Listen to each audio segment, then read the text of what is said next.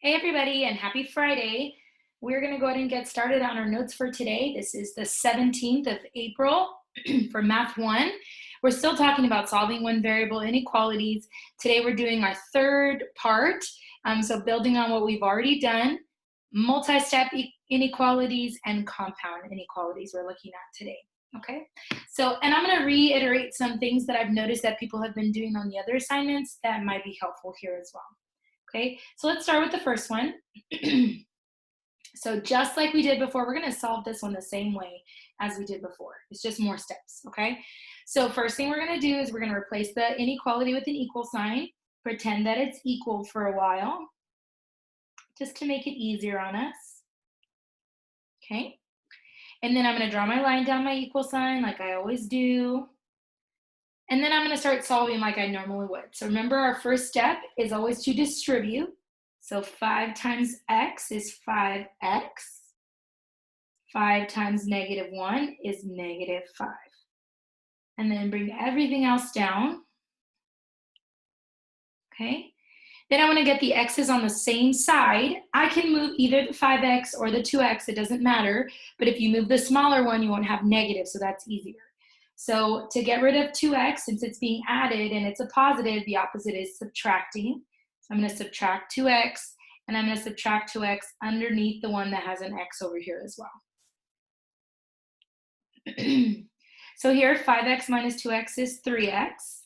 Bring down the -5, bring down the equals. 2x minus 2x is 0, and bring down the 4. Okay, then we ask ourselves, what numbers are on the same side as the x? 3 and 5. Which one's farther from the x? Well, the 5 is. And what operation is between them? It's subtraction, so the opposite of subtracting is adding. So I'm going to add 5 to both sides. So I bring down my 3x. -5 plus 5 is 0. Bring down my equal sign. 4 plus 5 is 9. Okay, then I ask myself again, what's on the same side as the x? That's 3. What operation is between them? That's multiplication. So the opposite of multiplying is dividing. I'm going to divide by 3 to both sides. 3 divided by 3 is just 1. So I bring down my x, bring down my equals. 9 divided by 3 is 3. Okay, so then I'm going to put that on my graph. Notice in the original there's no equal to, so I'm going to make an open circle at 3. Open circle at 3. Okay, and then I need to test my regions. Remember, I can test whichever one I want. Doesn't matter. It's up to you. I like to test 0. Just makes my life easier, but it doesn't matter. So I'm going to do 5 parentheses x minus 1 less than 2x plus 4. And I'm going to substitute the 0 in for both x's.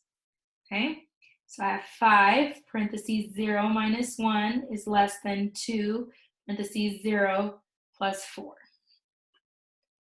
Okay, so 0 minus 1 is just -1. So I'll bring down 5 times -1.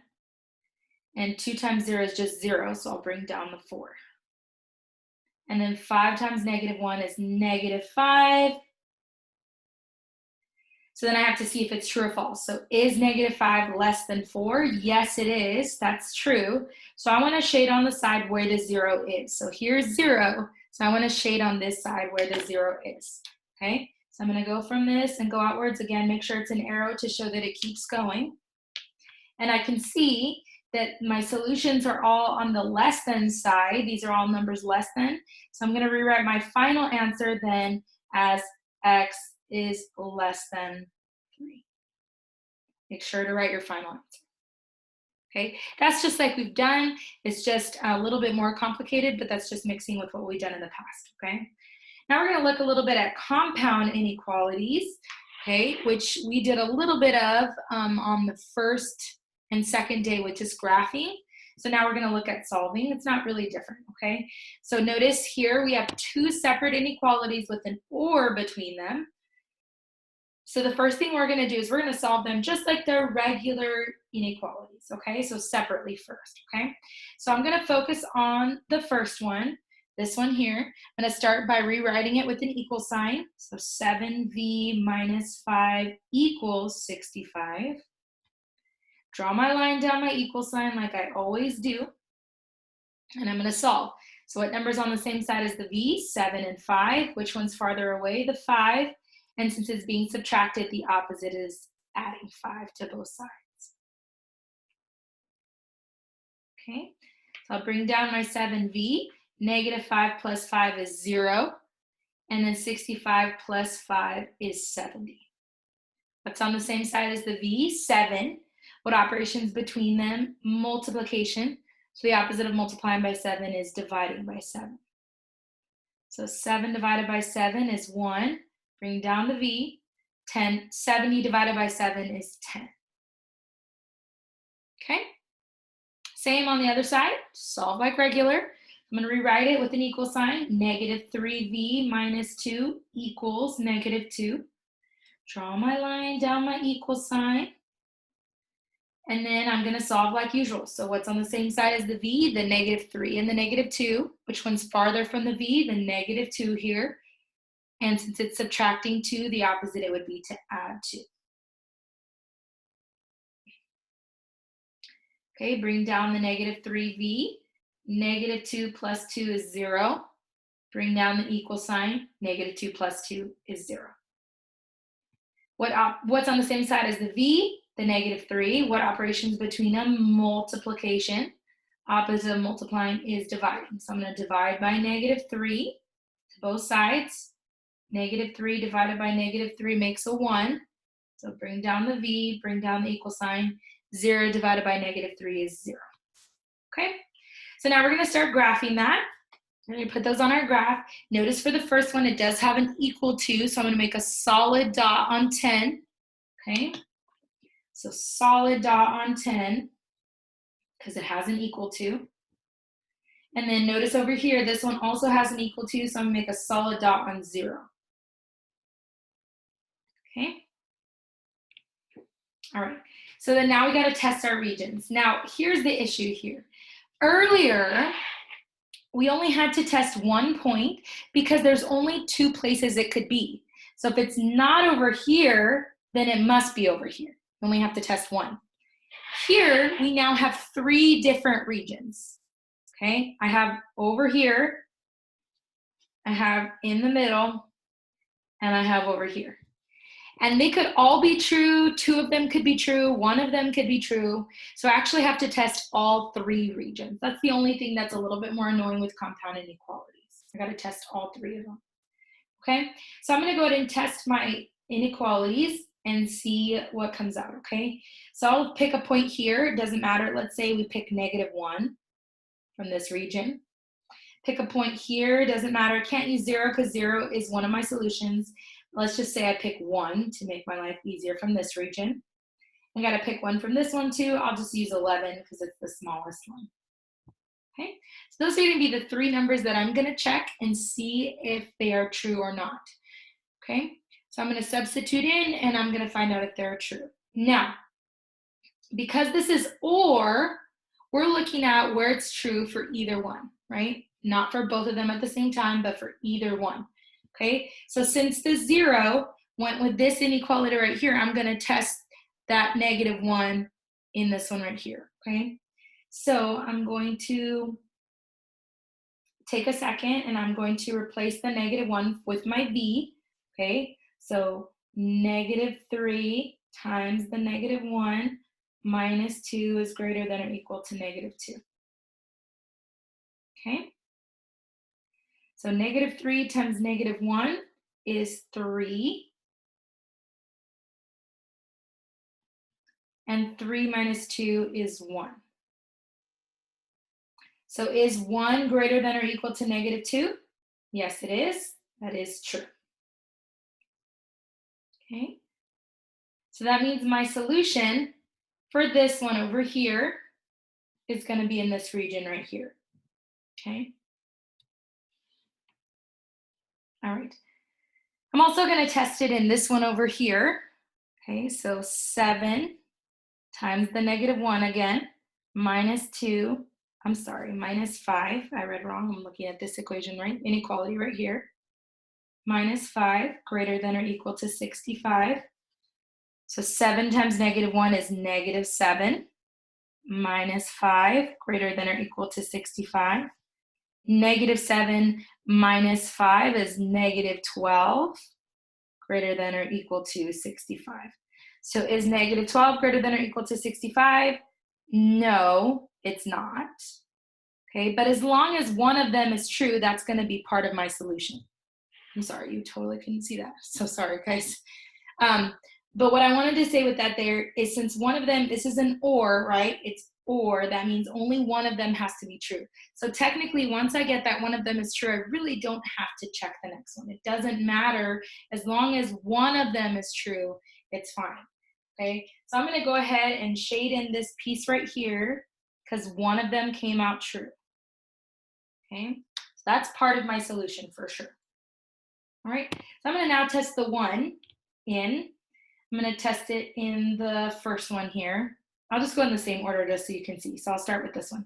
So -3, and I'm going to use +1 this time because that's the number I picked from that region, times 1 minus 2 is greater than or equal to -2. -3 times 1 is -3, minus 2 is greater than or equal to -2. -3 minus 2 is -5, greater than or equal to -2.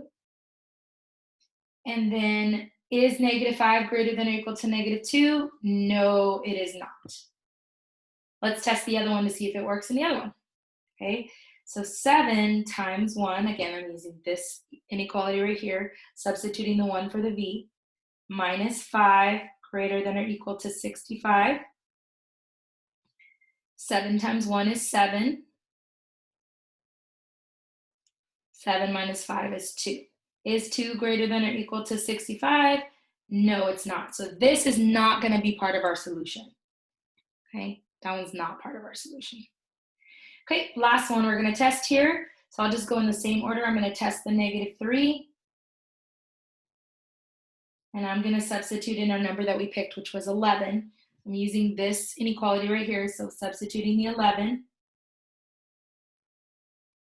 -3 times 11 is -33, minus 2 greater than or equal to -2. And then -33 minus 2 is -35. So is -35 greater than or equal to -2? No, it is not. We got to check and see if it works in the other one. So I'm going to use this one now. So 7, substituting in my 11 again, minus 5 greater than or equal to 65. 7 times 11 is 77. 77 minus 5 is 72. So is 72 greater than or equal to 65? Yes, it is. So that means that this part is a solution. Now, obviously, that was a lot of work. So I want to say a few things to try to simplify this for you, to make it a little easier, okay?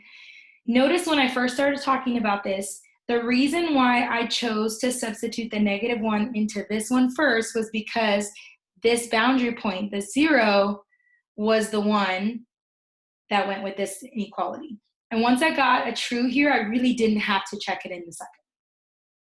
Okay, the middle section, I had to try both because they both became no's. I had to make sure it didn't work for either one. This one, technically, I could have cut myself some slack as well because this 10 right here came from this inequality. So if I check the 11 only in this inequality, I know it's going to be true for that one. That's the one that I really need to check it in. Okay, so I could have saved myself a little bit of work and done only that much. Okay, again, wherever I get at least one true, that is part of my solution because it's an or. Or means it could be one or the other. So as long as one is true, that's fine. Okay, so that's my final answer. Now I do need to write my answer as an inequality. Okay, so remember I had my 10 and my 0, so I'm going to write this side over here. So this side I have v and 0, and these numbers are less than 0. Okay, and if you look back up here at the 0 side, it did have an equal to, so I'm going to put the equal to on the bottom as well. Or, I'm going to do the other side. Over here, this is a 10, so v and 10, and these numbers are greater than 10. And it did also that the 10 went with this one. So this one has an equal to. So I'm going to put the equal to on the bottom. This is my final answer right here. I needed the graph to help me find that answer. Okay, so compound inequalities do take a little bit of time, but it's still doable. Okay, let's look at one more compound inequality. Okay, right, so we're going to look at one more. Okay, now I want to remind you of something really quick here. You'll notice even though this looks like one, it is two inequalities, and you can tell because there's two inequality symbols. Okay, now when we talked about this before, remember when they're written together like that, that means that's an and. So the very first thing I'm going to do is I'm going to separate these into two separate ones, just like we did before. Okay, so the first one that I have, I'm going to get rid of right where the inequality is. I'm going to ignore that part. So there's the inequality. I'm going to get rid of that part. There's the first inequality I want to write down. Okay, so -4 less than 2x minus 8. That's the first one. Okay, and the other one, I'm going to cut off the inequality on this side. I'm going to get rid of that. There's the other one. 2x minus 8 less than or equal to 10. Okay, and yes, you will always end up writing that middle part twice. Always. Okay, and I want to put in the middle and to remind myself that both solutions have to be true. It's not like the or where either one can be true. Both of them have to be true. Okay, so now I'm going to solve like usual. So I'm going to start with this one. I'm going to turn it into an equal sign. And then I'm going to draw my line down my equal sign. Okay, so there's a 2 and an 8 on the same side as the x. 8 is farther and it's being subtracted. So the opposite of subtraction is adding. So I'm going to add 8 to both sides. So -4 plus 8 is 4. Bring down the 2x. -8 plus 8 is 0. What number's on the same side as the x? 2. And there's a multiplication between them. So the opposite of multiplying by 2 is dividing by 2. So I divide by 2 to both sides. 4 divided by 2 is 2. And 2 divided by 2 here is just 1, so I'll bring down my x. Okay. Same thing over here. Pretend it's an equal sign. And you're going to notice that your steps are going to be exactly the same in solving. You're just going to get a different answer because you still have the 2x minus 8. So again, the 8 is on the same side but farthest away, and it's subtracting, so the opposite is adding. Draw my line. So add 8 to both sides, just like I did on the other one. Bring down the 2x. -8 plus 8 is 0. Bring down 18. 10 plus 8. It's on the same side, the 2, and it's multiplying. So the opposite of multiplying is to divide by 2. 2 divided by 2 over here is just 1. Bring down the x. 18 divided by 2 is 9. Okay, so I'm going to put those on my graph here. Okay, so I'm going to put my 2 and my 9 on my graph. And you got to make sure you pay attention to whether it's an open or closed circle. Okay, so 9 is an equal to, so that's a closed circle. Okay, so on 9, I'm going to make a closed circle because it's an equal to. Notice over here, it doesn't have a line on the bottom. It's not equal to, so 2 is going to be an open circle.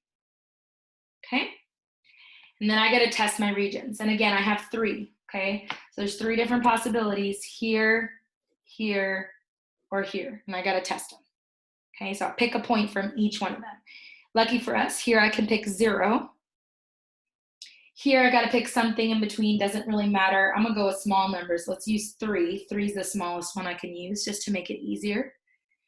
I got to pick something over here. 10 is usually an easy number, so I'll pick 10.